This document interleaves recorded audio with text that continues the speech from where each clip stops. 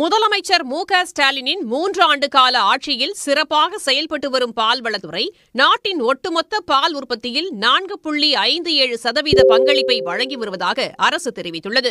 கடந்த டிசம்பர் முதல் ஏப்ரல் மாதம் வரையிலான காலத்தில் மட்டும் பால் உற்பத்தியாளர்களுக்கு 108 கோடியே 30 லட்சம் ரூபாய் ஊக்கத்தொகை வழங்கப்பட்டுள்ளது.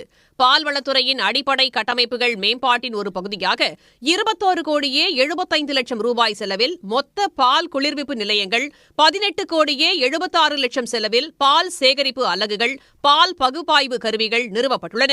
உற்பத்தியாளர்களுக்கான பால் பணப்பட்டுவாடா தாமதமின்றி நேரடியாக அவர்களது வங்கிக் கணக்கிற்கே செலுத்தப்பட்டு வருவதாக தெரிவித்துள்ள அரசு 5 லட்சம் கறவை மாடுகளுக்கு 85% மானியத்தில் கால்நடை காப்பீட்டுத் திட்டம் செயல்படுத்தப்பட்டு வருவதாகவும் குறிப்பிட்டுள்ளது.